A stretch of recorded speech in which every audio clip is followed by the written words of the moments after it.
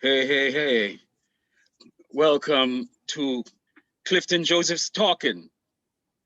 This edition with Ras Ishaka, educator, dub poet, one of the innovators of dub poetry in Canada, originally from St. Vincent in the Caribbean, St. Vincent and the Grenadines. I myself had association with him all the way through Toronto, especially at our time jointly at York University, our alma mater. I've known this brother for a number of years, and we've had the chance to perform together all around this city and propagating dub poetry. Have solved the problems of the world so many times up at York University. Every week we'd solve the world's problems, hanging out politically in Central Square, just solving world problems, unacknowledged legislators of the world and saviors of the world. So I would welcome you, Ras Ishaka. How you doing, brother, man? And also promoting good medicine. That's absolutely. higher, it's And doing higher well on the stock consciousness. exchange. And higher Doing well consciousness. on the stock exchange. Doing well on the stock exchange right now. Give thanks, Clifton. Thanks for that introduction. This is, really a rare moment. Hopefully that this, short reasoning between us is also something that can be part of both of our legacy. It is good to sit with an artist and to reason, and what makes it more joyful is someone who has a lot of shared experiences with you. We were both young in the city together, the city of Toronto. Indeed. In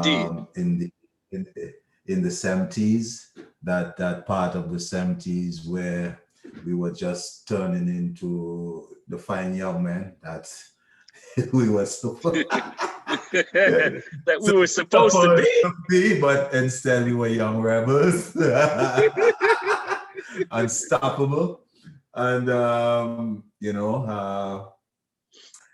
sometimes it's I guess it's the strength of the times that we have grown up in that kept us, afloat in these times here, because as we know, a lot of our young youths who grew up in these realms, have not been able to make it, in terms of it's really a tough road for a lot of the Black young males growing up in this country. We had something, I believe, we came here with a kind of strength and inner strength from the rough Caribbean terrain, that somehow, as much as we don't think about it, is a great part of our mental strategy to keep. Yeah, because Ras Ishaka, not to cut you there, because I came to Toronto when I was like 11, 12. When we in like 1973, age myself for those Einstein mathematicians out there, and calculus and algebra and trigonometrists out there, right? But when did you come to Toronto? How old were you, and what were the circumstances? Well, I came as a foreign student. I was, young, about, just turned 20 years old. I had previously been a teacher in my country of birth. St. Vincent. As you say, St. Vincent, the land of the, Kalinago people. It's a volcano, I call it. When people ask me, why am I so fiery? Or sometimes I say, because I was born on a volcano. I am of that kind of dust. As we speak, the volcano is having an effusive eruption right now as we speak. It's bubbling some lava down under. Yeah. So I came here at the age of 20. So I came straight into as a student. Came September of 1976. I still remember the day. I can tell you that before, I knew so much about Canadian geography. I had never seen Canada, but yet I was able to pass geography in the GCE advanced, with about coniferous forests and all of And these the Rocky, and things that you have the never seen Rockies, before, Pilsenberg. and the kind of rocks and mountains. So, Yes. however, this is the catch, though. When I was flying low, about to land, first time ever in the northern climes, I looked out the window and I was flying over perhaps a residential area. And I looked down and I saw all these long row of houses and everything looked the same. Meticulously similar. Everything. And I was saying to myself, like, I've always been told that these countries are against communism and socialism, and they say communism would make you do everything the same way and the same this, and you have no individuality. And I said, wow, is Canada communist? At the very least, Am conformist. I about to land in a communist country? Yes, and if not communist, conformist. And all that came to my mind was back in the day, people like my father and so on, those guys who used to drive drunk sometimes, but drove as straight as an arrow around S corners, up hills, and were able to drive up into their unpaved yards and park with meticulous care. Yep. And like how, I was saying, perhaps if they were living in this country, they would drive into the wrong garage every day. So I'm anyway, my experience when I came though, I, hooked up with some brethren. We were all young foreign students and we lived together. At York University. Not at York. We lived in Etobicoke, Martin Grove and Albion area. That was. But you were going to York University then? Yeah, I was going to York University. Okay, so that was a bit of a trek though from. Well, I had it worse when I first came. In fact, I had to spend a good part of a year traveling from Kingston Road and McCowan before the new subways were built, etc. Right? That was like a 2 hour. That was like a 2 hour. 2.5 hours. 2.5 hours. Wow. Gig to get to York University. So all that while things were much different back then. There was nothing north of Steeles Avenue, if you know what I mean. Just farms, farmland. Except country. Yeah, country. That's what I meant. York was still a small village.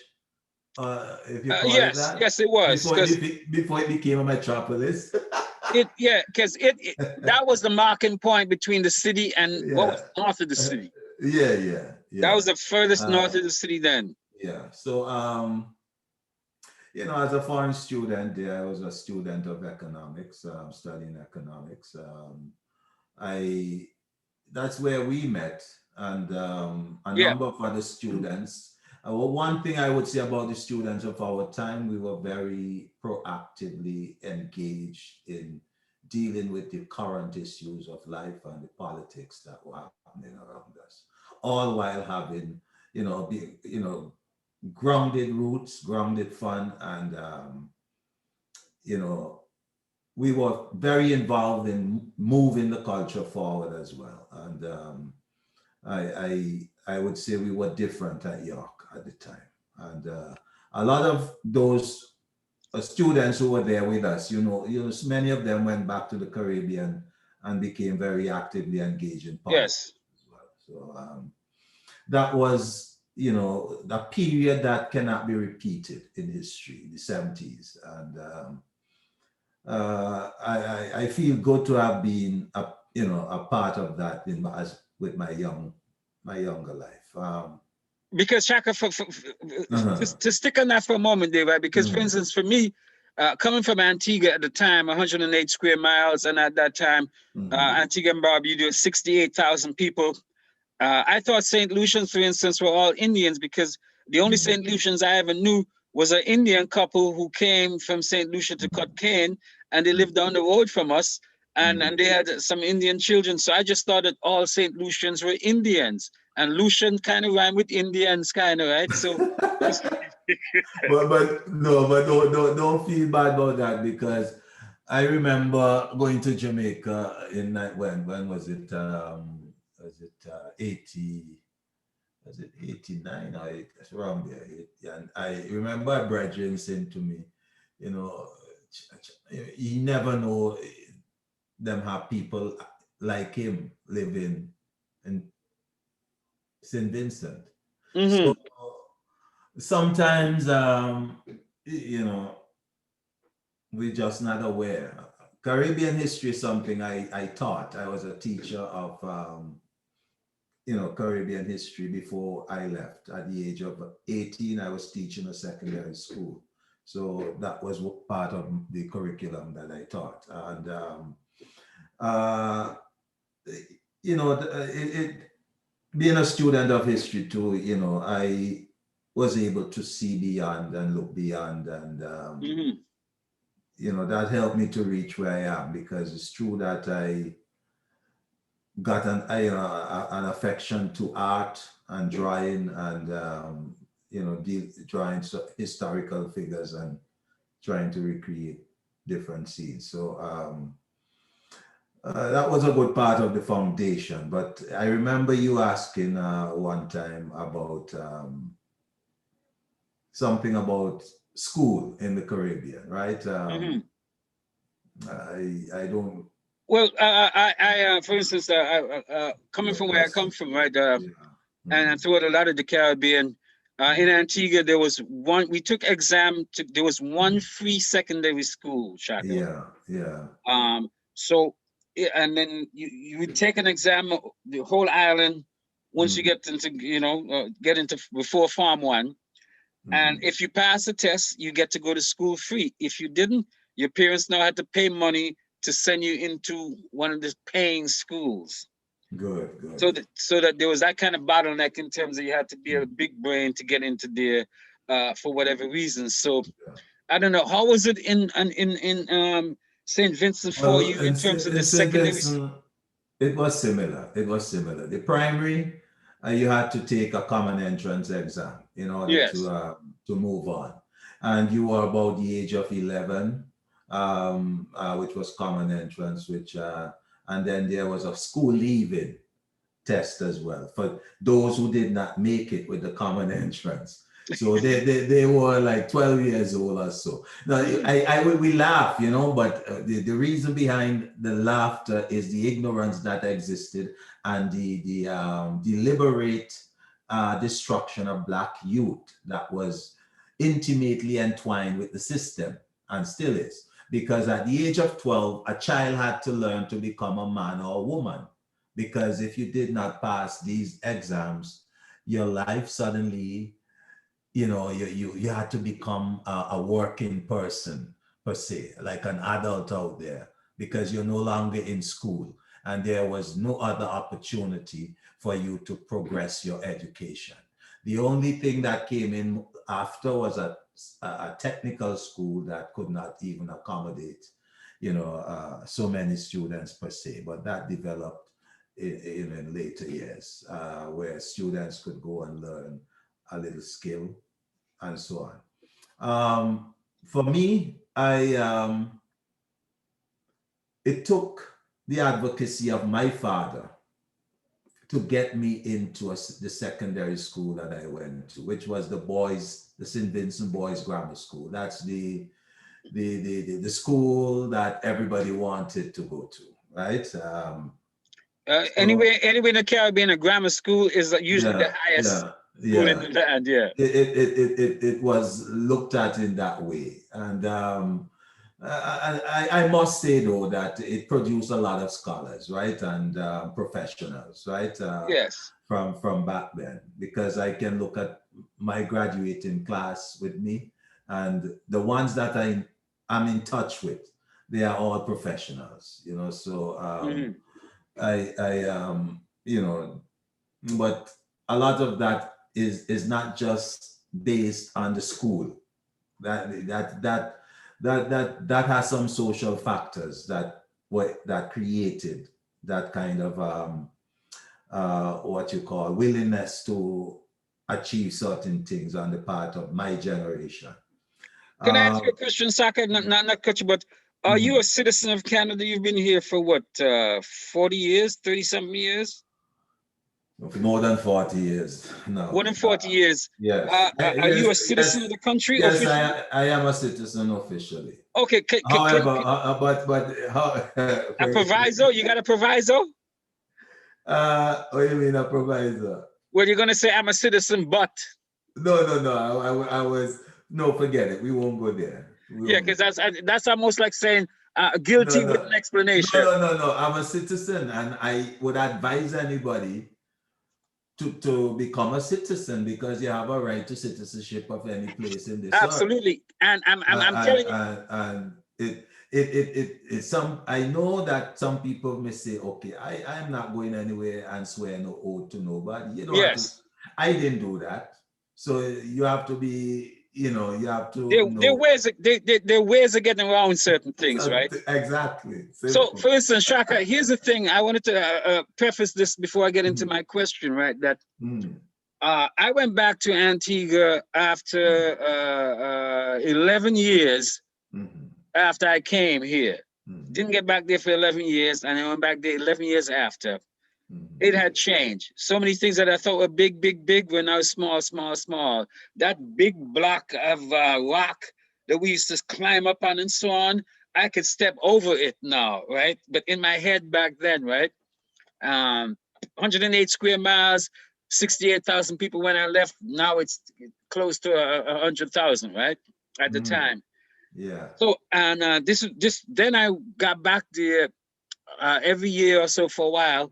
And it was like, let's say my fourth time or so back there. Mhm. And I had like a 3 days before I was going back to Toronto. And I heard myself saying, Shaka, to my Mhm. friends and family, I'm going back home next Thursday. Mhm.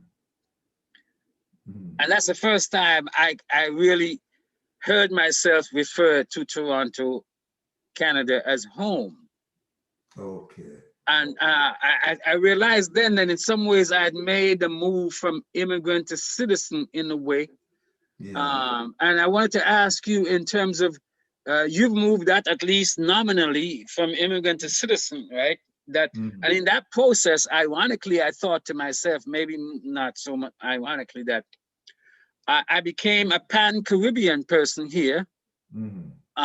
and a Pan-African here, Mhm. partially because I was meeting Black folks from all over the Caribbean in terms of the Pan-Caribbean unity and all Yeah. across the world, period, Yeah. Africa and Latin Mhm. America and so on. So Mhm. in your move from immigrant to citizen, how has the impact of Mhm. Pan Caribbeanism and Pan Africanism, the cauldron that was here, that kind of give you an international perspective on blackness and Caribbeanness? I'm gonna try to decipher the meanings, that any meanings I could from that. It's what I would call like Pan Caribbean for me, is that is a wide mixture than if I were to say Pan African, right? Takes in a lot of Uh, different racial groups, etc. yes, Yeah. yes, that's the implication right there. Um, the Caribbean as a space where indigenous group of people were, what enslaved, oppressed, and were, things were taken away from them, and something else came in its place. Many of us came into that, and there are those of us who um, are descendants of the indigenous people. Where I come from, it's a different kind of because that country was only occupied in the later part of the 1700s, right? When I say occupied, I mean it was claimed by European countries before prior, but they could not capture it. You know, that St. Vincent has that historical context in the Caribbean, right? But most of us our ancestors were brought there on slave ships, right? Um, there is some other sides looking at that story because, for example, when the indigenous Garifuna people wanted to return to St. Vincent, for example, the political culture in existence had some problems with that, right? That's their homeland. And they would like to, you know, and many of them want to return and reclaim their homeland. So we have that dimension happening in the Caribbean, right? Then the African descendants, who are the inheritors, actually, of the Caribbean, they are being denied this inheritance by the existence of old money, the existence, especially in Jamaica, the existence of the old patriarchy, and the existence of its best friend, religion. Now, the Caribbean is, for me, it should be linked in many different ways with Africa. In fact, they should become departments of an African state. You mean much like how Guadeloupe and Martinique are departments of France? Exactly, but in a different way still. Cool. I ain't talking about being at the bottom of a chain where you are exploited. Yeah, and continual modern. I am talking about more a collective kind of security relationship. Pan-Africanism, being in Canada as a Caribbean person, but I want to go back to the question and maybe give it a little context here in Canada, right? What does that mean to me as an immigrant becoming citizen, right? Let me see if we could get back to that for a bit. When I came here, I was always saying I'm leaving soon. Of course. Back home, baby, back home. And I will tell you, it's been over 40 something years, and I'm still saying that. Back home, baby, going back home.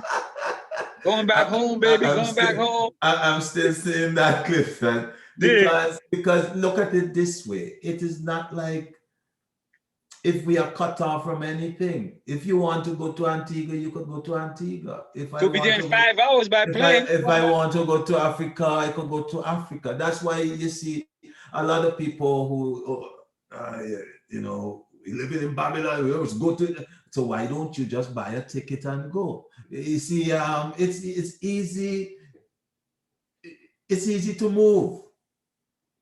You know, I'm not talking about pandemic times. I'm not contexting pandemic. I get it. But it's very easy for a lot of people to buy a ticket and just go somewhere else if they feel, you know. But yes, if you are really conscious about the earth and the universe, you know, you will understand that, you know, the earth is for everyone. This is where we are, right? And it's man-made boundaries that create the divisions why people cannot travel freely. As an immigrant in Canada, I had to face many years of not having a permit to work. I had to face many years of my social insurance number starts with a 9, so I can't be the first one to get hired or the 15th one. You see, I have lived many years of that in Toronto. So you're like a second-class citizen. Second, I had no class whatsoever. You no class, brother Shaka. Yeah. I was no class. You got no class, brother. No class whatsoever. I So, was in, back before class, we used to say stage 1B and stage 2 and stage. I was in probably stage. Yeah.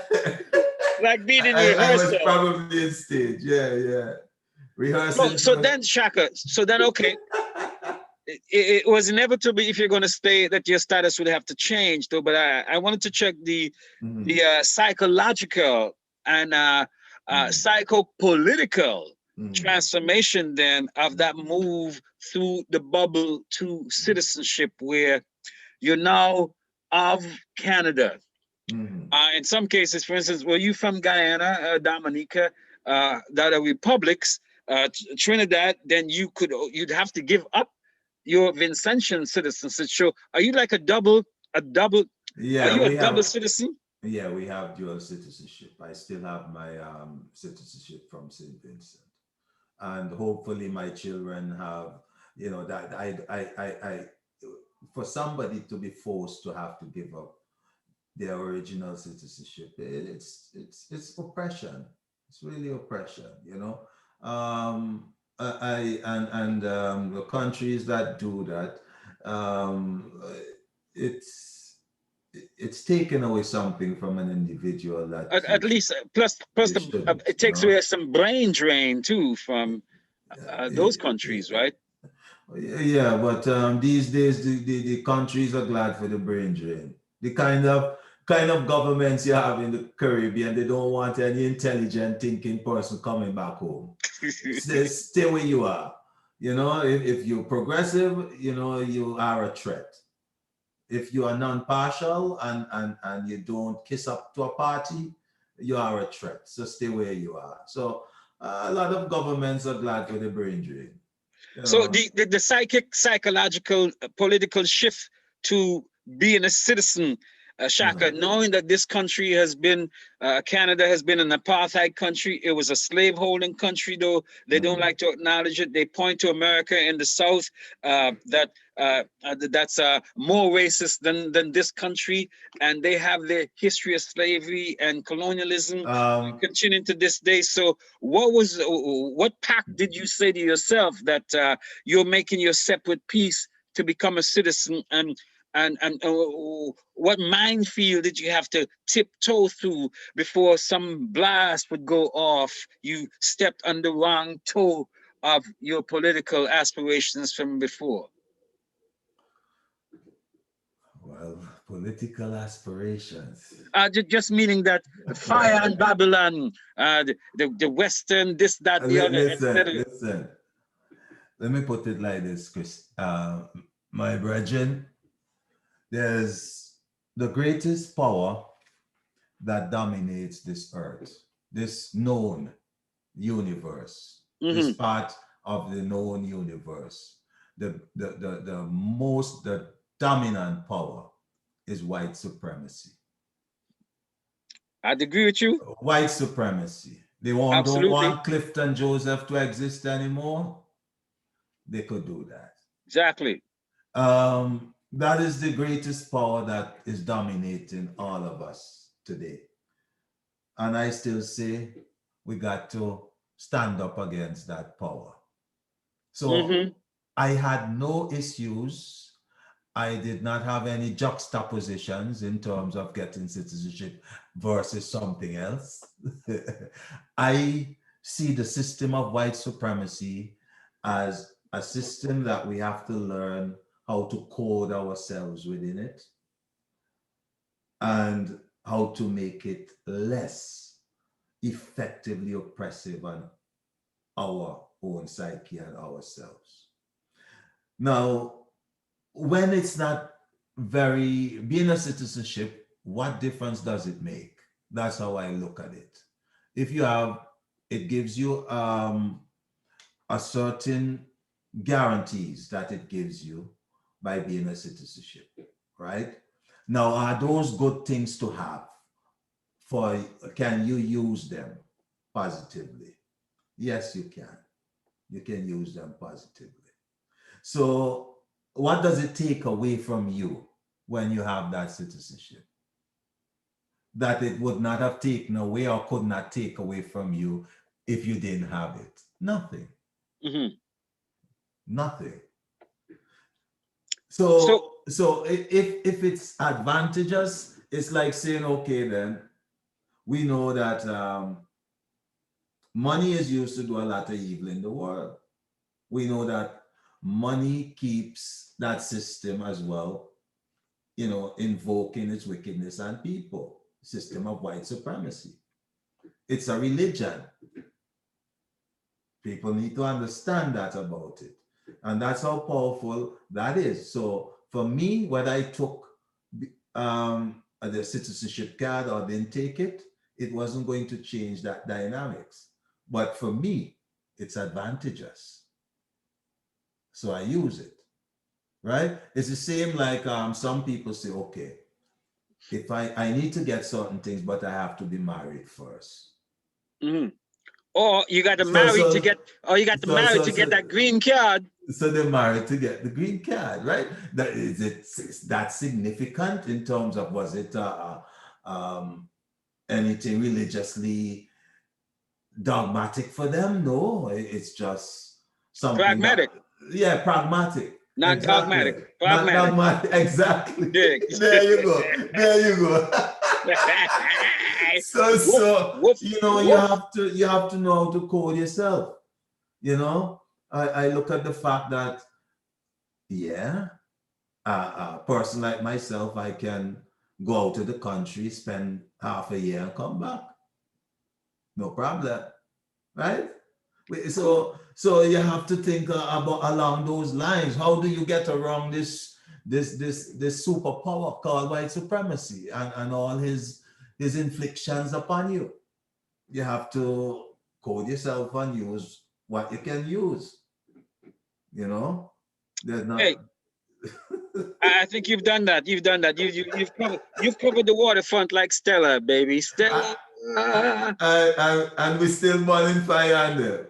Dig, dig, dig. You know what I mean? So Shaka, then, this was the And, time it was post Black's 1970s Black Power.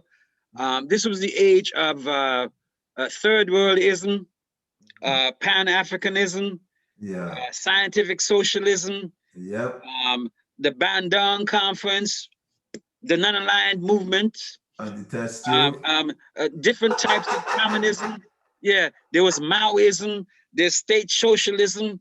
Oh, right. There are all kind of 3, 4 revolutionary groups in different countries in Africa get for liberation. Aye. This was when Zimbabwe is still called Rhodesia. Ian So, Smith was still in power and so on. aye. Southern Africa was still under Portuguese, European rule and all kinds of stuff. South Africa and so on. Um, the politics of that time, Mm-hmm. Shaka, Mm-hmm. how did the politics of the time impact you, and how did it? What was the impact of it on you moving to an artistic political phase, moving down to working with groups like Emican, the Dubsack, Truths and Rights, the premier reggae band at that time in the 1970s in Toronto? What propelled you? What was the impact of those international political movements and how it impacted your artistry, and then your movement into working with some of the key players in the artistic political scene at the time in Toronto? Clifton, like I told you, I was a student studying economics and I had a history background, right? Being a history teacher. And right there at York, after listening to some of the professors, you know, I realized that there was a lot of work to be done, to dispel the myths that were being spread about our people. Um, I was amazed that in the 1970s, late 70s, that a professor is still going to talk about Columbus. Discovering? Yeah, and the word discover. Using that word in a development economics course, so and it's just instances like those, I also had a involvement in my country, with ground nations, with my brethren. The Rastafari movement was just flickering fire, before I left my country. Um, and I was engaged with some of the brethren, who I had to leave. That was the year I got to come to York University, just turning 20. Um, I, the politics was, it like I said, man, it was a roaring period of time. When you listen to poets like Comtazi back then, you listen to the Wailers, you listen to everyone in the Caribbean was just, the Shadow, the Calypsonians, everyone was on a vibe that was just elevating pure blackness and liberation, So coming here into Canada, there was I left something that was boiling and came into it A was cold country. yeah, it was like I felt like a fish out of water, honestly, at the time. Um, and then we met. Kwasi, people like Kwasi, his brothers. We had a few other interests. Nolan and Khalid. Yeah.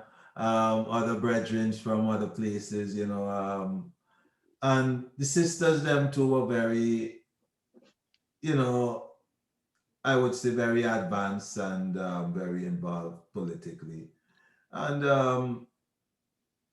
from there, after performing in York and so on and so forth, so there was more to be done. So as an artist, and linking with the other artists that we know, um, and my brethren who I met, Zola, before he was Ras, I met Zola. We talked about his brother Iwata, being in St. Vincent and St. Lucia and those places. We linked up. And that is how, certain things started to come together with Strictly Ital, Gayap, rhythm drummers, everyone, St. Patrick, everyone started to gather at this place and perform poetry. Not just that, but we were brethren, and we hang out together and do things together like that. So one thing led to another. I would perform open for, the bands and so on. And that led into me getting together with three brethren, really, Zola, Ahmed, and Wadigad. Then Iwata came and we hit it as the Dubsack and Le Dubsack. And we did some universities across Canada. Then we went to the States. We did Windsor, Detroit. We went to Montreal. We did a number of places and started developing shows in Toronto itself, putting on programs where we involved various artists from the communities, including Regent Park, including the Jungle, people from various parts of Toronto. And women are run things. Before, I think they used to call themselves girl run things. They did their first show with us, back then too. The Rastafari Cultural Collective was also engaged in putting on some of these events. So Toronto was vibrant then. Now most of the clubs more packed when it was reggae music. So on Queen Street, there were after hour clubs too that developed. Truth and Rights had their own thing going, and Toronto was very vibrant, man, very vibrant. And What year was this, Shaka? We're talking about the mid 80s to the 90s, mid 90s, I'm talking about the early 80s early 80s. up to the mid, yeah. Some things changed in 86. 1986, a housing boom came into the place. There was a lockdown on the flow of ganja. There's a massive change in certain things that took place in 86, and I sense from that time on, a lot of what used to happen, things change. What would you characterize the impact then of some of the people you were dealing with? You mentioned Truths and Rights, for instance, the Dub Sack. There was Ratnaka running that spot down, and Ratnaka and Akil. Akil is they both went back to the Caribbean. Akil, and Truths and Rights had their own thing there. You had Imican, a conglomeration of artistic endeavors. Yeah, and Lillian worked with Imican. She, yes, worked with the band as well. I know she would sit with Moja. And you had Guy rhythm drummers. So what about that coming together of cultural forces, political forces, artistic forces that you were involved in that had an impact on the politics and the artistry of Toronto at that time? Well, let me put it like this. My experience in Toronto was mostly within Rastafari in terms of organizing the community. So I spent a lot of those years working with the community. We had programs going in a community center in Scarborough, this kept the children involved in doing things. It kept a lot of the community involved in socializing and organizing, and we did do a lot of events as well within that realm. And in terms of the politics of Toronto, I've been battling things in my own way. As an educator, I get involved in the Jane and Finch community. I've been very strongly engaged there, and to this date, it's still a stamping ground of mine in terms of working with youth and the community in general. As a member of Harambee Centers Canada as well, that allowed me to work with many Black families, helping them with issues with education, and advocating for them in the system and guiding them through the system, going to IEPs for students, representing the parents, doing a lot of these things, and even prior to me getting into teaching full-time here in Toronto. So I must say the community work has been very engaging, and there's so much out there to be done. In fact, I remember when working with Harambee Centers, which is late 89 to 90. Yeah, one of the big Black organizations in Toronto, the big Black social organizations. And at the time, Clifton, you would not believe there were like over 2,000 Black youths on the suicide list. Watch. 2,000 at that time? We're talking about the mid 70s? Yes, there once was that number of people. Wow. on that thing. So a lot of things opened my eyes as to the issues that many people faced, in the city, the alienation that could happen to a lot of people. And trust me, I mean, when I first came here and I go on a bus, if I see a Black person, I'm like, it's good. You know what I'm saying? You feel good. so if a lot of youths are not together in their minds and don't have that control, things could be very tough here, man. Even now in this COVID times, a lot of depression is happening out there. True. Shaka, I wanted to ask you though about your transformation, because I remember us partying, bell bottoms, elephant pants, high heel shoes from Master John's, if you will, and going to Buffalo to see a big concert headlined by Earth, Wind and Fire with Denise Williams and a group called Pocket. I don't know if you remember that concert. Yes, man, I remember. I can't forget that concert. That was my first ever North American concert. What do you remember from that? What do you remember from that concert to Buffalo first time? I remember the ride. It was a little squishy in the car, right? Yes, it was a lot of little Pinto. One of those rides that you can't forget even if you don't want to remember. Yeah, man. You know what I'm saying? and I had on the platform too. You know what I'm saying? So of course it was miserable sitting down. Of course, because for those who don't know, platform shoes, they used to have high heel shoes for men in the 70s during the disco's days. So, man, I don't know how women keep on wearing them things. I'm telling you, shit. Look, we used to go to parties, and you know them black Chinese little slippers you could buy for $1 at the time. We used to walk with them in our bags and shit. So as soon as you get in the car, out of the disco, pow, we take out the high heel shoes. I don't know how women walk in them shoes. Shaka. I know.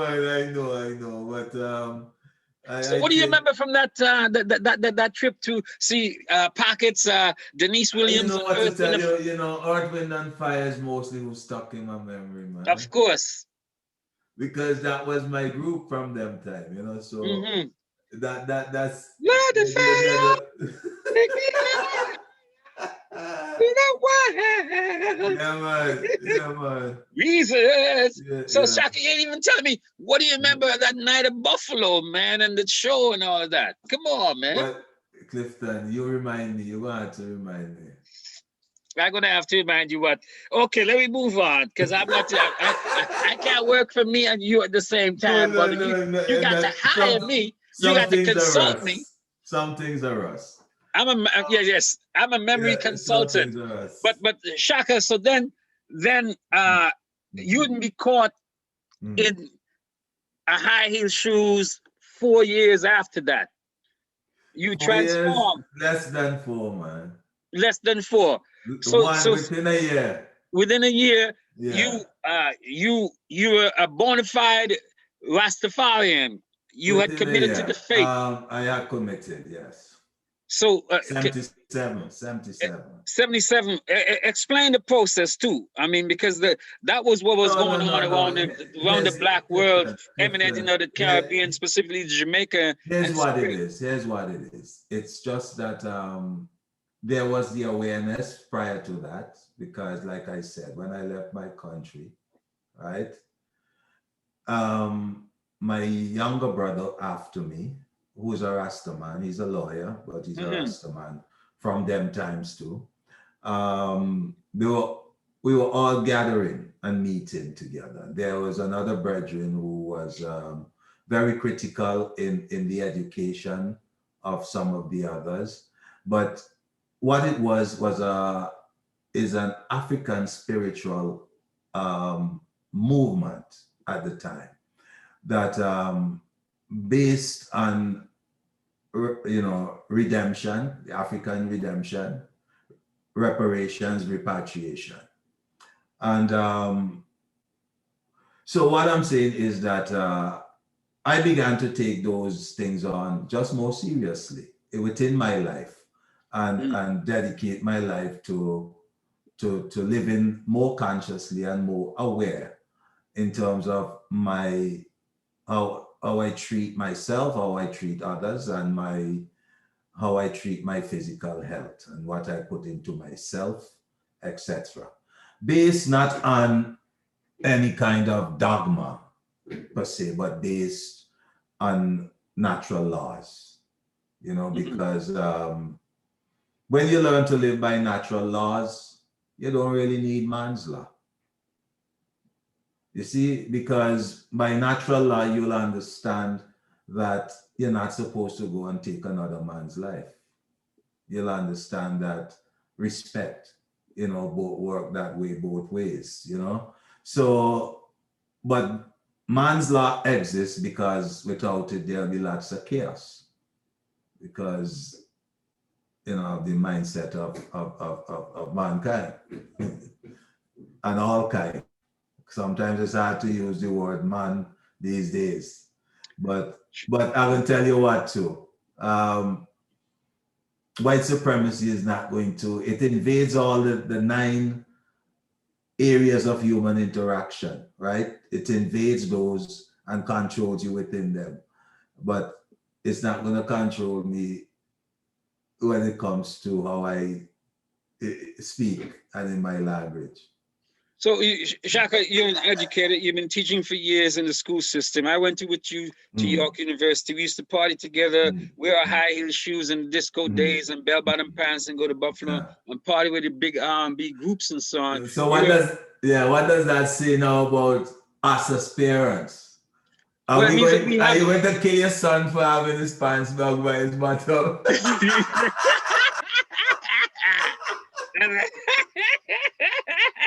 Hey, every generation of parents got to deal with everything like every generation of students and children. You know what I mean? Exactly. That's what I say. Shaka, what show them the way and teach them the way. That's it. What about where you are? And I know you've had some misgivings in the past because we've had some conversations here and there. You've expressed certain things and so on, and I know that you don't think, for instance, that that you've been giving your proper props in terms of the development of dub poetry in Canada. So I want you to explain that, not explain like it's some kind of interrogation, right? But because I know your history, you know your background. You've been working with some of the key players, recorded with a number of the key players out there, carving a ground for yourself, right? In dub poetry. So I don't have to make that argument for you, but explain how you saw the groove working. That first of all, the work you put into it, your dealings with your connections from on your own and working with musicians and some of the key musicians in town that others came after you and worked with, etc. And what you saw you were doing and what you conclude your contribution to the development of dub poetry in Canada. That was a long statement question. I'm telling you, boy, I don't ask questions, Shaka. I give debates. I'm telling you. That was a statement question. Let me see if I could answer that. Clifton, I got justice from my dub poetry. I'll show you how. And it's similar to how I look at my role as an educator. The justice was what happened when I performed. The justice was what happened after the performance as well. The justice was in the response I got from people. The justice is that those people are still around, a lot of them, right? And I know they remember as much as I remember. So my time was for them. My time cannot be for this generation. So of course, this generation would not know of Ishaka. However, when the history of dub poetry as an art form in Toronto is written as a text, whether for educational purposes or for historical reflection. When that is written, here's what my question is. Again, it goes back to that African proverb.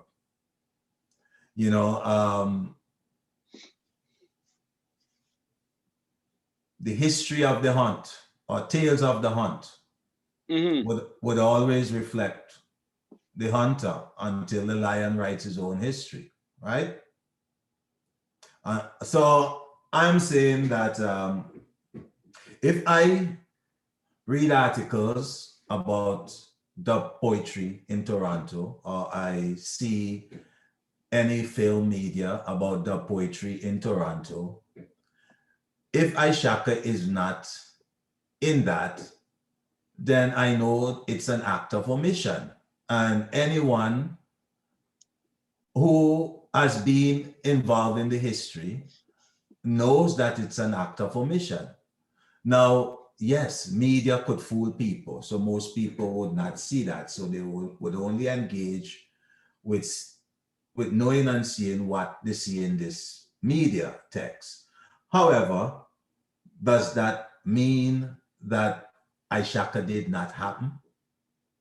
So, so there are many things that have happened in history that are not really out there or publicized or not known, but they have impacted the world. They have impacted change. They have impacted people. So I am just but a little speck in a speck within a speck. And what's important for me is me knowing what I did, right? Me knowing what I contributed. That's important for me, because at the end of the day, I could look at myself in the mirror and smile. You see, because I have that integrity within me. As an artist in the city, as a dub poet, I know that I held true to the art form as I saw it. I saw it as a revolutionary art form to express, to teach, to enlighten, and to engage. And I also saw that it has context. It has context in terms of how you put this art together, and it has context in how it flows out of the person. It for me, writing can either be simple and easy, or it can be dynamic and complex. Right? Let me explain. I know I have to break this down for you, because what do I mean? Simple and easy, complex. I like simple and easy, baby. I like simple and easy. Right. Simple and easy for me is, bang, you get a vibe. You just hold it and you massage it. Write it. Right? Complex and dynamic could be like sit down with a pen and a dictionary and just start to write some affluent words. You mean like the and phrases and coin them up and turn them up. And no, I for me, the essence of dub poetry is it comes from some kind of a witty whip. You know, actually, Shaka, England is a bitch. There's no escaping it. Linton quick. You understand what I'm saying? Exactly. It comes with that kind of like it ain't no complex but the way it comes with that kind of energy that makes it just beautiful, and it touches you, and it doesn't have to be long, drawn out, and what I call it, prose. Well, I don't know. Prose is a form of writing. It's beautiful. Yeah, of course. I mean, it's an elongated form of poetry, really. Yeah. It's that's not what dub poetry was meant to be. You see? And if you listen to sorry, explain that. Explain that though. Explain that for me. Okay. That you said that's not what dub poetry was meant to be. Dub poetry for me, right, involves this ease of rhythm, flow, and wordplay and storytelling and you know, it is at the base of it is a wit on you, wit that has But you great can do that, but Shaka, humor. you can do that. You can do that with prose too, right? So the only difference I Eh, see to me there might be That's that maybe in the delivery or the performative, the performance part of it. Is that what distinguishes the two then? If and the length of it. and the length. Okay, so prose can go longer, but every things are more compacted in poetry. In dub, In because dub. yes, in dub, because when you look at most of the dub poets that have performed, you know, it's something that it's almost like a song to you, like a story to you, Yeah. you know, It mimics song and sound and sonics, music, if right, you will. more sound and power, Yeah. right? And it got that power behind it. It have to have that power, Dig. because if it don't, it's Duke Ellington said it in relation to jazz at the turn of the century, right? If it ain't mean a thing if it ain't got that that swing. swing. So Thank you. it's a similar kind of thing you're talking about. Yes, Is that what yes, you're reaching for? yes, yes, yes. That's what I'm going for. Swing, baby. Bam Shaw Right, swing, baby. right. Swing, Bam Shaw swing.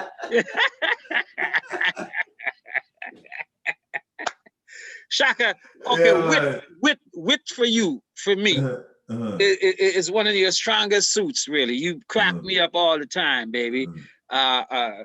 Walk through um, uh, where you got this wit from. For me, for instance, I can go back to having to recite the rhyme of the ancient mariner at Princess Margaret Secondary School in St. John's, Antigua in 1969 in front of Miss Jacobs before she threw that duster at me because I'm talking to somebody in the back row. Whoa. Well, Was an ancient mariner. I had a tall Miss Johnson in primary school. Say that again because you had a wicked smile on your face when you said that, Shaka. I said I had a very tall Miss Johnson in primary school. Hey, And yeah, she kept us on guard with spelling and, you know, so language. so wit. So Wit for me where did you came. get the wit from? And walk us through I then to is your first book is If I Had a Hammer, If a I had a metaphysical hammer. metaphysical that's the second book. The second book, and the first Yeah, one was what? the word, The the Word. word, the And word. then there was the Arm Um, Scandal single EP. yeah, and there was a Market Road, a Yeah. single. So can you Shaka Um, collate them for hmm. me? Book and and musical Well, productions, so that we have a 1983, sense of them. Show them if you have them 1983. there with you. Whatever you have, you can show them I, on the I microphone. let me see Show it what on I the have. I microphone. You hear me excuse me say for that? a bit. Show it on the microphone. I will show them on the microphone. Yeah, this is The Word, the word. Okay. and that was I that your is cover, my original. original cover. Yes, I do my artwork, everything myself. dig. Yeah. This was And me. that was when we can go, Shaka. That was when you This can was go get. me there. That This was was when you me can go and get there. Yeah. 500 printed and sell them in like 5 days or a week, 2 weeks, whatever. A thousand, a thousand. A thousand, yes. That Is was that me. is It's that hard to Roddy? see. Is That's me, man. That's me. that's That's me. you? That's me. Where Hard was to this in believe. Toronto? I was so young, eh? Yeah. Yeah, That picture was taken by Isabel, I think. Isabel. You remember Isabel, right? Isabel Harry, of course, was Harry, the right, official right. photographer for Truths Yeah, and yeah. Rights and so and so and so. Wow. Yeah, man. Isabel was still ranking. The other one, I Was don't think I have that copy here. The hammer. The If I hammer. Had a If I had a Hammer, a hammer. metaphysical hammer. Yeah. Explain the title to me, Shaka. Well, remember you were talking about the politics that existed around the 80s time, the early 80s, 70s, late 70s, 80s. Mm-hmm. The fact that South Africa was still under apartheid. Um, it was basically the cover caption had a dread with a map of Africa. He was behind it, holding a hammer. said it's not here with me right now, but pounding out a part of South Africa which spelled apartheid. I have it on a t-shirt as well. Mm-hmm. So the caption was, if I had a hammer, a metaphysical hammer. Mm-hmm. So in the sense that metaphysics have to do with the higher level, higher order of things. You understand? Yes. So for me, I wrote a poem which was with the same title, but I wish I had a copy here. I would have to go on my computer for that, which I can't do. But Metaphysical Hammering is long. It's a long poem, but it explains what poets do. It was meant to be humorous Mm-hmm. and funny, right? So I wrote a poem with the same name, but same name as that was a title of the poem. But in other words, the poets were actually using metaphysics in this Yes. poem, you know, like a poet who is outside with his kids, for example, looking up at the sky. His child sees a bird and a plane both flying by, so he runs up to his father. He heard the songs, but he said, Dad, what's that? So the dad explained who's the poet. The dad is the poet. That, oh, don't worry, son, it's just a mockingbird. Right? As Right, opposed to a right, mockingbird, a mockingbird. right. So the plane, so you understand. The plane is mirroring the bird. So in a sense, so I was trying to explain what poets do and giving you a range of the different types of poets. You know, there was even a poet. Um, uh, I mentioned this poet who put up one finger, and you know exactly what he meant. I don't know if you remember when Pierre Trudeau did that. Yes, yes. And of course, he followed that with the with the Right, vocals, right, fuddle right, duddle, fuddle right, duddle.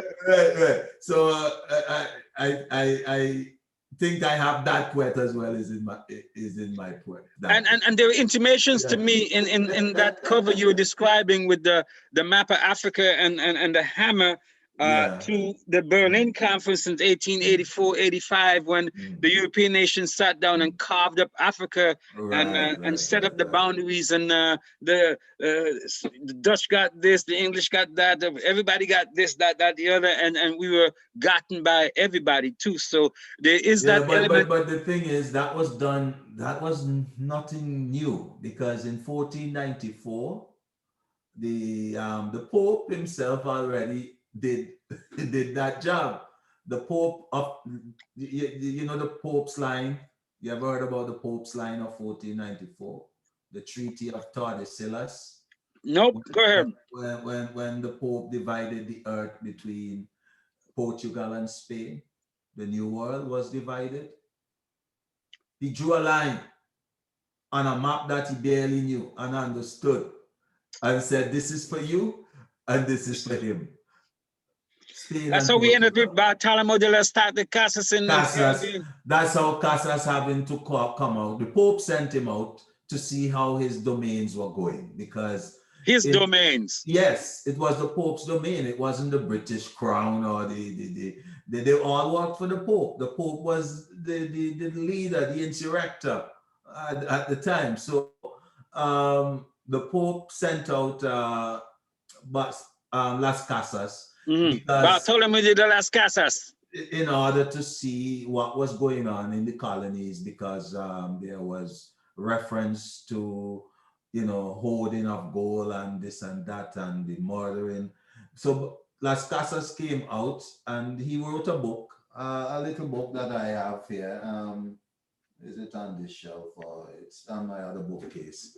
Um, this little book, Tears of the Indians. I don't know if you ever read it. No, I haven't. Tears of the Indians. I have a copy here with me, but it highlights the atrocities that were inflicted on the indigenous peoples, like Spaniards cutting out the bellies of pregnant women and Mm-hmm. ripping out the unborn and bashing their heads against the rock, and then Some very diabolical yeah, stuff, Shaka. roasting them over fire and so on and so forth. And that's a European telling you this. It's not no black man making up stories or no indigenous person. This is a documented report by Bartholomew de las Casas. So Yeah, because he had I he have went that there. there. He went there on Yeah. the Pope's thing, but then Yeah, he couldn't deal with the kind of atrocities the Spanish were going. So it's yeah, called written in 1542, a short yeah. account of the destruction of the Indies. Mhm. And he was really appalled at the treatment that they were given, and he couldn't deal with it, Shaka. Yeah, but they did not. You know what he recommended? Get some Africans instead. Thank you. Sorry. Sorry. That's exactly what he recommended. So how I'm sorry. I know some people might get in my case for laughing, his Shaka, but it's what damn. was his report a conscious, deliberate, emotional outpouring of feelings for humanity, for humans? No, it was. It was an agenda. It was. Hey, This is what I'm saying, man. You see, white supremacy is it's and a that's the start, religion. It's Shaka. a religion. Shaka, for those who might not have followed because of our Mhm, news, mhm, positive news, this is laughing just now, but mhm. that was actually the beginning of the African slave trade Exactly. to the Caribbean. The Portuguese were encouraged They to do that. in one fell swoop. Yes, exactly, because he was making the point that the folks so-called natives, the indigenous peoples, were not enough to carry the produce or the production of crops that they wanted to. So it was also the go ahead for them to exploit even more, Yes. the nature of the land. Yes. And it made it think now. So these people were weak, so we had to get rid of them and bring in Africans to take their place. So yeah, sometimes we think it's the same like Wilberforce. Mm-hmm. Fast forward to 1838. Didn't he rescue? Wilberforce was taught the history of Wilberforce. This is how it was taught, that these guys were, abolitionists, that they meant well, that they challenged the issue of slavery in Parliament in England, and John and Charles Wesley and a few other names, that they were very, when you taught learned history in the Caribbean back in those days, you would think that these people were saviors or saints. Yep, But indeed. the reality is that they all had what you call investments in mines, in coal mines in England. The Industrial Revolution was, replacing agriculture, Having a right? You having have 8-year-old you children have working in the mines and exactly, shit. while advocating to end slavery. Why? Because they are the new industrialists and they want to become a challenge to the landed class, the aristocracy, the Mm-hmm. planter class. So you had these conflicts going on within European countries as well. The rise of a new elite was happening at the time as well.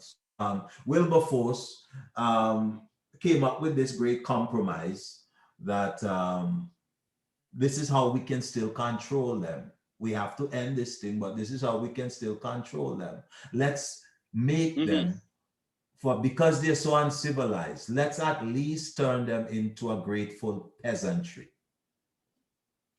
His words, by Mm-hmm. giving them religion. So if by anything they would become, grateful. And that was the plan. And so that was the course that was unleashed on Black people in the Caribbean. That's why there's two churches on every corner. You know, Mm-hmm. in Canada, you will see a bank, you see two, three banks, and then maybe one church somewhere. But in the Yeah. Caribbean, Look, I was in everybody has Jamaica a the other church. day.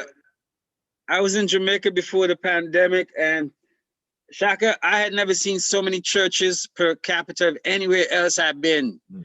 Driving through certain towns, no joke, Shaka, I'd see like 10 churches in like a 2-minute Mm. drive. You're just walking, Yeah. driving down the place. So religion has been something. For instance, I have to ask you about Rastafari, Mm. right? That it came up at a time with it was almost like it was a soundtrack for Mm. Caribbean liberation. Mm.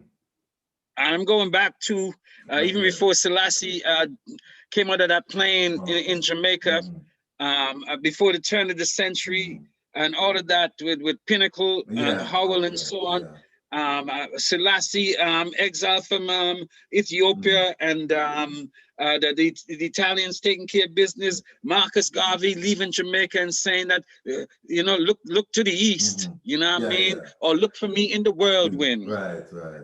Rasta came up at a time and captured a lot of folks in the Caribbean Mm. and the black diaspora. Yeah. It had music, food, spirituality, religion, if you will, etc. Right? Mm. Most people today Mm. seem to know Rastafari through reggae music, Mm. not so much through the Ethiopian Orthodox Church or equivalents. Mm. Um, there are different factions of reggae. There are the 12 tribes. There's Naya Bingi, Mm. etc. Right? Of Rastafari, different Of factions of Rastafari, Rastafari. yes. Not really. So yeah, okay, yeah. Okay, So go ahead, go ahead.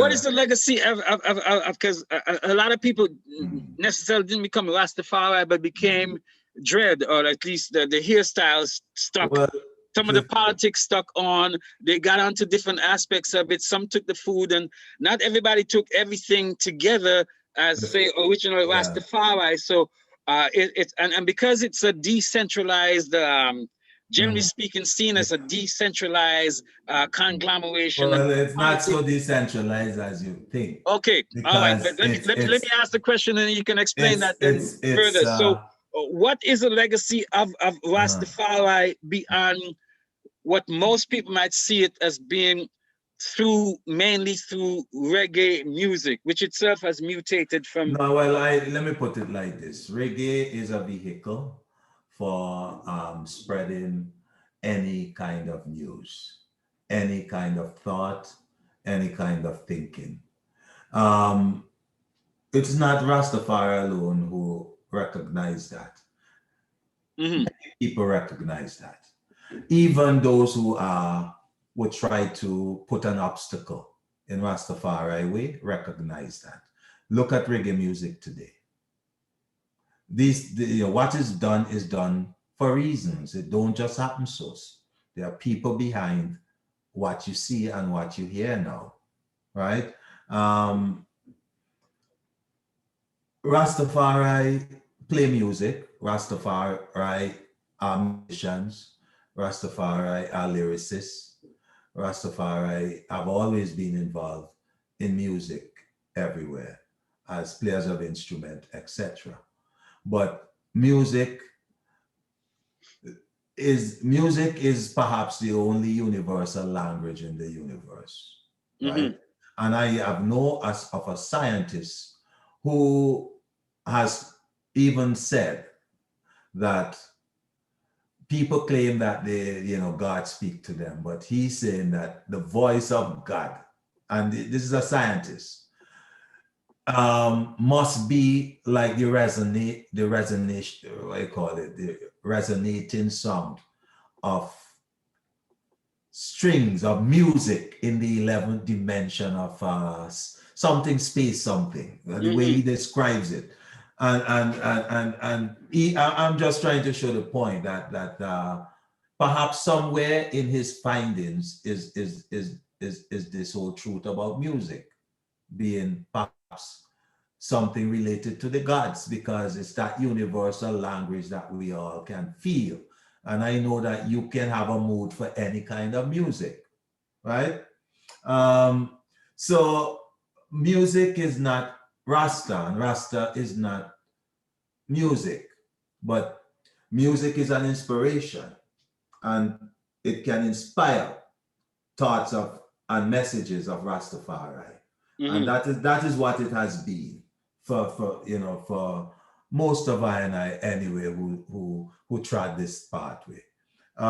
In terms of lyrics and words, good words come through reggae. A lot of roots reggae music carried a good sound. Like, for example, in the day, when you listen to Burning Spear, when you listen to, you know, um, Bob Marley and the Wailers, you listen to Jimmy Cliff, you listen to most of these singers, you get uplifted, you feel uplifted because most of what they were talking about was Black liberation. Mm-hmm. You know, they were relating to your lived experiences, and it's not only reggae that did that, but a lot of funk music did that too. Yeah. Yeah, jazz Blues, you name music, it. blues, yeah, they all dealt with our lived Continental African experiences. music like Fela, Exactly. Kakwana, the South Africans, etc. Mm-hmm. It was very, very, very political. It was advocating, and telling people how to change their lives.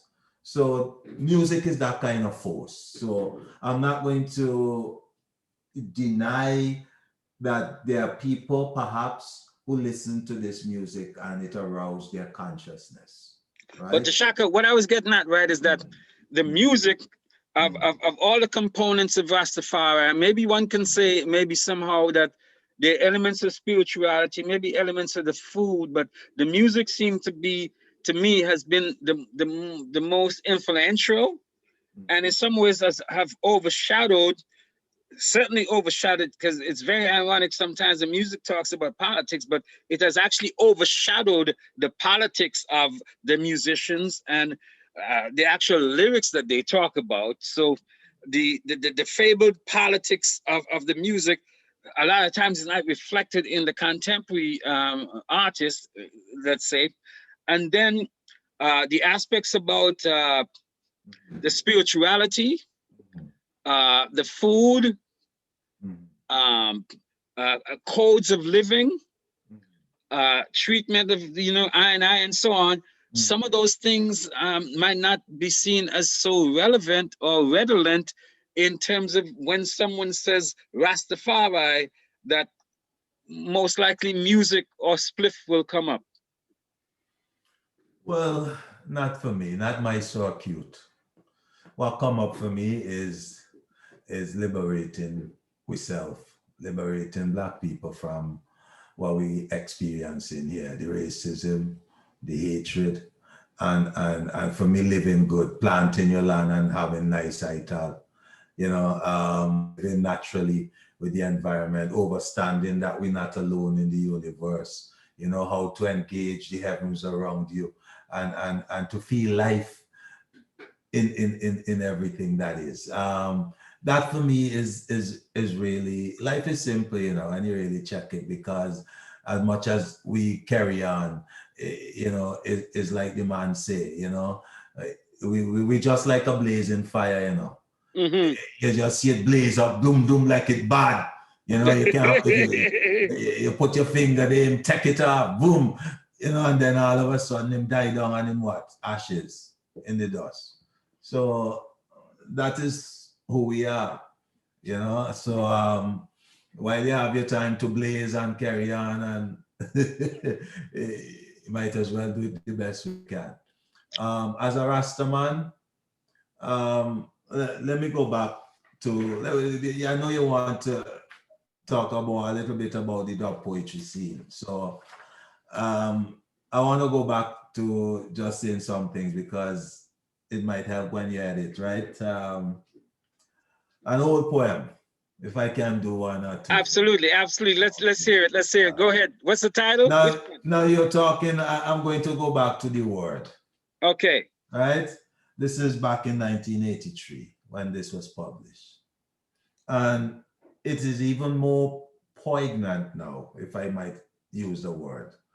Yes. When it comes to the kind Poignant and prescient. yeah, thank you.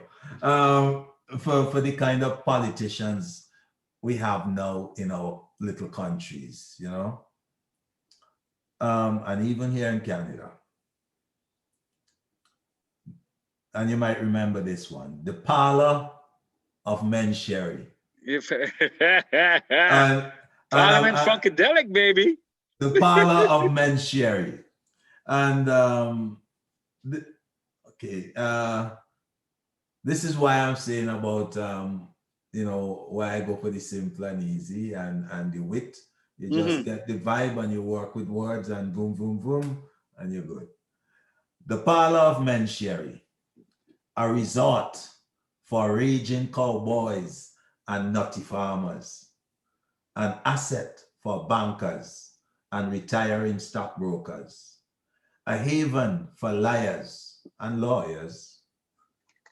Somewhere between the madcap of monastery and the crazy house of penitentiary is the parlor of men's where men gather in aristocratic ritualism, brer fox against brer rabbit, where speech is everything and action nothing, and the only listener is Mr. Speaker, while the main course bubbles like French fries. Parley, parlez-vous, parlez-vous, yet nothing much ado. From the Shaka, olden what's that called again? the parlor of Of men men. sharing. Men sharing. Shaka, remember if you rewind a bit, we had spoken a while ago about the difference between prose and poetry. Yeah. I was postulating and positing at the time like a positional player, you know what I mean? Perfunctorily, you know what I mean? Pushing forward my performance, you know what I mean? See. Like, I But gotta go pee. in other words, you know what we're talking about. But okay, So good. what to explain though is that Uh, uh, you actually exposited just now the difference, so that you packed so much in ways was squeezed in prose. You might have like 20 pages to say what you said, but you packed it in, and this is the ability of poetry, I think, right, as opposed to prose, is that you don't have that time, inclination, disposition for whatever loquaciousness, you know what I mean? You know, but you push it down, you squeeze it in. yeah, Every word packs a punch or three. exactly. And that's it. You're done. Next one. But to squeeze, to Shaka, that is outstanding on its own. But then to squeeze the witticisms into it, the reversal language, the Yeah. cacophony of logics, etc., Okay. in the midst of it, Okay. the sheer jocularity and internal joyfulness of the playfulness of Yeah. words. And that's what I like. That's the enjoyable part of creating for me.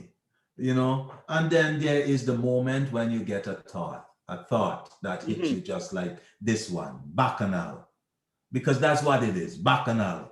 And this was Caribana 2011. And this is just a memory, but it's called bacchanal. Man down, twilight meets sun, Caribbean parade done, hotter fire bun, crowd of people run, police drag gun, voice and metal make sound. Same day, get down, blam, blam, blam. Yes, another one done, no pun. A voice far away cries, he was my son, and so it a go on, bacchanal. Wow, because I think that was a shooting that happened in 2011. Was that the last Caribana shooting? I think that was way after the nurse. This is this yeah. was This was 2000. Yeah. So I just jot down that thought Well, on because that one. Shaka, Mhm, because I mhm. mean, apropos in a way that Bacchanal is like a double-edged sword in a way, right? Is that Exactly. Bacchanal is really it could be a very good time or a very bad Bad time, time. or both of them combined. You see it? That's it right there. Hmm. And to locate it at Carabana is perfect That's it uh, right there. from So a literary point yeah. of view at the very least. So what That, I'm saying, in a sense, too, in creating a poem for me, the title is also important. You mhm. know, it must somehow have some feeling. Well, It, of course, all titles hint at something, but do you mean something special? Because sometimes somebody might just pick a title from a particular line in it that might not give you the full idea of um, of the poem, right? Then you can have the title and then you write the poem about it, or you can look at the poem and decide that this is the line that actually clearly explains the title. It's all very subjective, so you might want to explain a little bit more um, why you think your titles, and maybe give an example or two. I just think I like to either uh, how should I put it? Like the title itself should have some kind of subliminal context to it, you know. Mhm. At times, I like to go for that, you know, that somehow you might see the poem in the title, or you might see the contradicting something to the poem itself. In other words, I try to play off both the title and the poem, you know, with each other, either infuse them or contrast them, you know. So it's nothing too big per se, but when I have those opportunities, I like to do Shaka, what's a that. poem that had a line some to the effect of putting entire cultures to sleep? That's the same if I had a hammer, a Yes. metaphysical hammer. That's the title poem. That's where I'm expounding on the what poets do. So Hmm. there's even being that poet, right?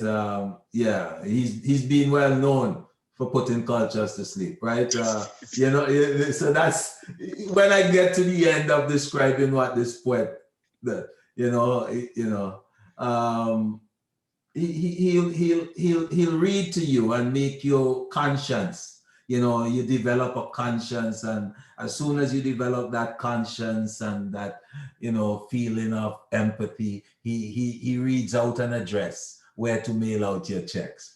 So that's the kind of,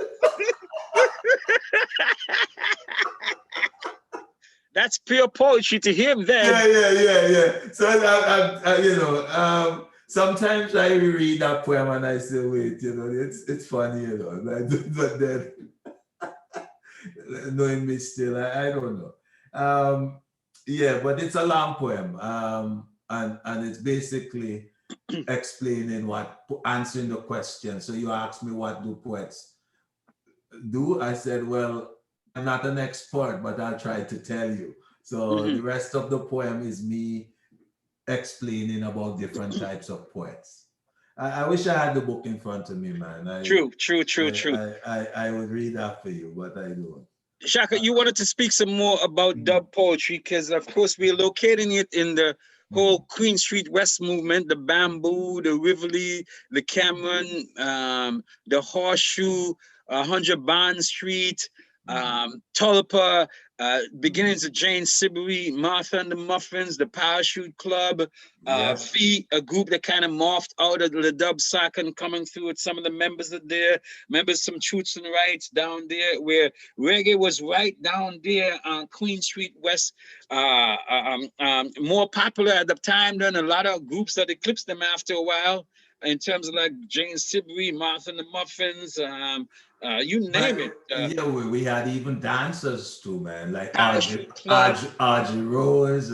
Oh yeah, because dances, that was one of the Yeah, big things yeah, going on yeah, going culturally for on black too, folks and in town. Dance lots of groups, people, man. African Caribbean dance groups Yeah. and so on. So Mhm. okay, locate dub poetry, reggae music, and black cultural activity in the midst of that surge of alternative culture that was happening on Queen Street West back in the day. Well, you just said it all, Clifton. Oh, If you want me to add to that, I could tell you yeah, that but from your perspective, what was happening and where you saw my it? perspective was this. At the time, there was a sort of hunger in the community for spaces for people to go to experience the culture and the art, to listen to reggae music, to listen to even if it's calypso music as well, because some of our musicians did gigs where they incorporated different types of music as well. Keith Buddles Hmm. would go around and play a lot of different He music. still does. He They still used, does. they used to have people like Andy, the pan man, Trini Andy. I don't even know where Andy is. I I haven't haven't seen him in heard years and about years and Andy years in and years, years. Ivan. But you had everyone sort of incorporated what they had with each other, and there was this vibe that was non-nationalistic. That is another thing that I really We're valued. all like one. That we were Vincentians, people from Antiguans, Jamaicans, Guyanese, Trinis, everyone blending as one. Like we grew up as brethren on the block, villages. That for me was part of the strength of the city at the time too. And we took this togetherness to different spaces as well, like in when it comes to playing sports like football, where people would go, and Flemington Park was a big space for Oh yeah, that. West Indies United, Yeah, yeah, soccer back in the day. Netball was a exactly. big thing around Yeah, that time too. yeah, All yeah. netball teams and netball Um, leagues. so this is how a lot of us link and got to know one and one and each other as well. So when being young and disengaged, unemployed, partly sometimes you have to create your own space of employment as well. So we started to do these things, and in Toronto, um, we tried as musicians. Uh, there was a central spot that some of us had at Marmount where Zola, and Anika had they lived, but it became a space where we could meet and plan and plan shows. We could do work, set up our flyers, and so it became a space as well where most of the musicians are, when R.C. Jackson, all of these brethren was here, Hmm. Leroy Hmm. Sibbles, musicians could meet and talk and reason and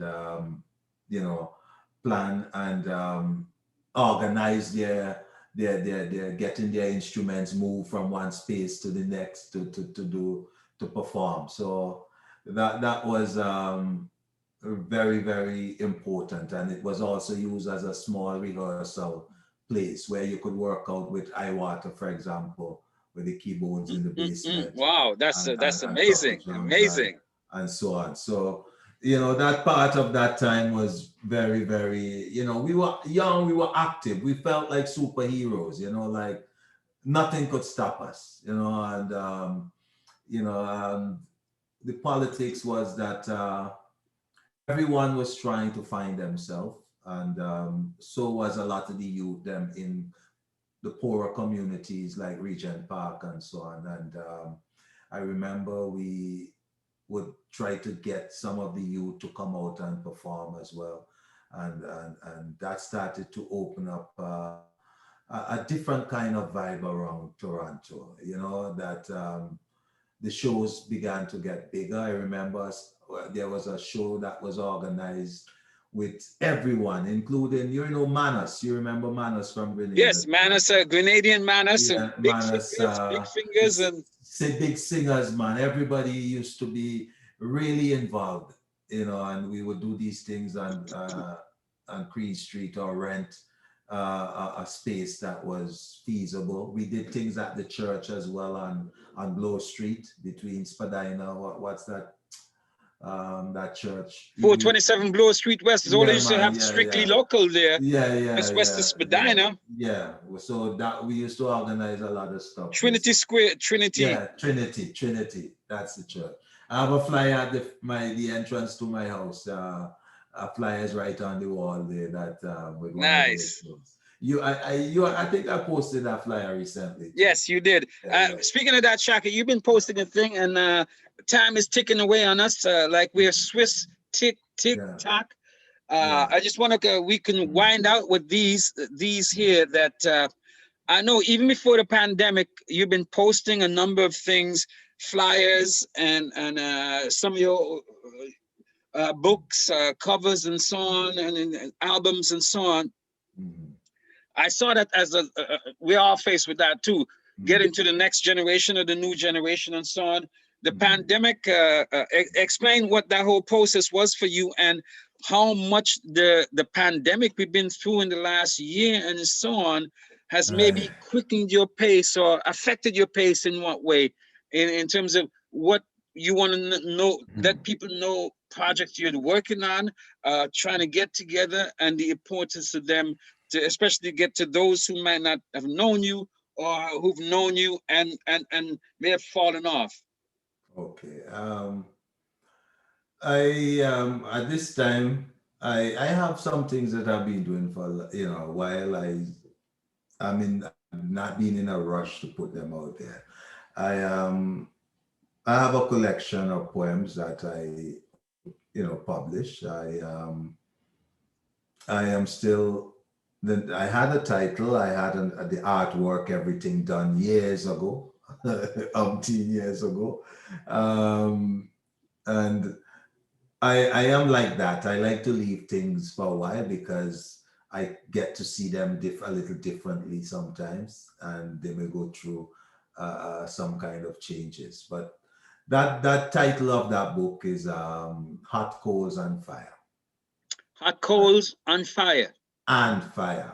Oh, As in and fire.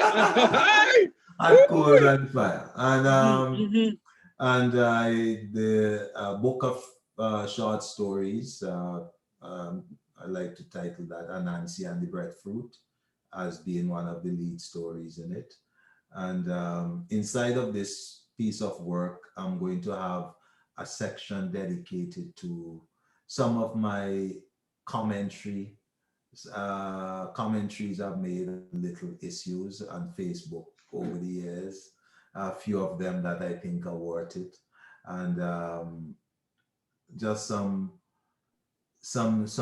comedy, a few couple jokes, local, shorts, pieces of history as well, but more folklore, Mhm. things that happened when I was younger in my village per se, related to that. And I have two other kind of a story that is, it could be in a book by itself, but I might publish it along with this. And that is a story based on an elder, but who is a child in this beginning of the story and wakes up as the father of that child and then wakes up again as the father of that father. So it's something in the works right now. I haven't finished it yet, but I have a lot of it done.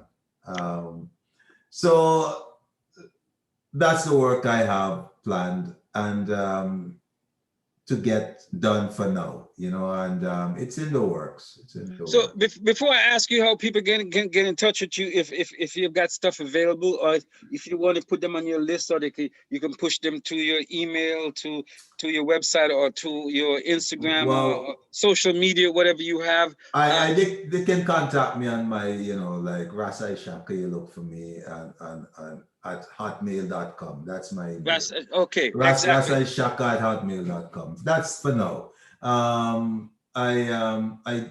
I have other things that I do to Clifton, but that's more business, and there's that some things I do for business, like the Empress and I have been in the what you call the catering business for some time now, Mm-hmm. and that we have done a lot of festivals across Toronto and so on too, and so that's another side of my life, and so and I also I'm in the process of, and I have been doing it in a small to a small extent. I'm in the process of getting a lot of different herbs from the Caribbean as well. Tea herbs and tea Mm-hmm. bushes and barks and like Morby bark and things like that. Shadow Vinny. I don't know if you know Mm-hmm. Shadow Beanie, Yep, the right? Trinidadians uses at their callaloo. Yes, things like that. Bay leaf, but our flavored bay leaf. Sour sap, you got sour sap leaves. Sour sap leaf, fever Mm-hmm. grass, Oh, all of those. lemongrass. Yeah. Oh, So dude, what's that? I have lemongrass right now, What's but that email again? What's that email again? Ras Ishaka at hotmail.com, man. Ras Ishaka. But yeah, my number, so you're But good. it ain't I just for, brother. It's not just for me though. no, if you need it for somebody and they need a bag, you could get a Okay, bag. Shaka, I want to leave with this here because it's a question I love to ask poets and to see where they're at, Yeah, taking their yeah. temperature. Mm, Um, what do you make of, and yourself, you've seen other poets perform all over the years, right? From mhm, all over the world and so on, but mhm, uh, that time between poems, mhm. where you finish the poem A, they clap or they might not clap, and you get into a talk between the end of poem A and the beginning of poem B. What do you call that period of time, and what is it for? Well, let me put it like this. I believe that if you're performing in front of an audience, you have to interact with the audience, right? And if you are doing a set of poems, Mm-hmm. you may have an interlude in between where you can tie in the either the poem, give it some context so the people could understand what it's relating to, if you need to do that. Sometimes some things are better not explained. For me, I think it depends on who the poet is. For me, because I use humor a lot, I would use an interlude for that purpose. It helps to get attention. Nothing gets attention more than funny, you know? You say something real serious in a funny way, people will laugh. And when they are walking home, a bomb explodes. Oh shit, that was real serious. Excuse my language. That was really serious what that brother said. So those moments sometimes are useful for that, and maybe explaining or giving context to, or even being thankful for people being there for to listen. So it all depends. What I call that, that's what that is for me in between my poetry. It's a way to find a space to connect, you know, to make it to feel out the audience as well, if you feel like that, to see, should I switch the next poem to a next one, so Because you were saying that if the audience doesn't give you any indication of anything, right? Mm-hmm. Silence sometimes says a lot. You know, So, you so might drop it's a poem. If I were to drop a poem that I have written for so many years, Clifton, going back to the 80s, early 80s, and I've not published it. But that's a poem that I know if I'm dropping on a stage, a lot of people are going to be silent right after. mm-hmm. You know? And you leave it at because that. yeah, that's something that it's a response. It's a Yes. response. And that response doesn't have to mean I don't like it. They You could be know? stunned. Yes. They could be awed. It could be like in that movie, that moment in Shrek, you know, Mhm. when Yeah. do that again.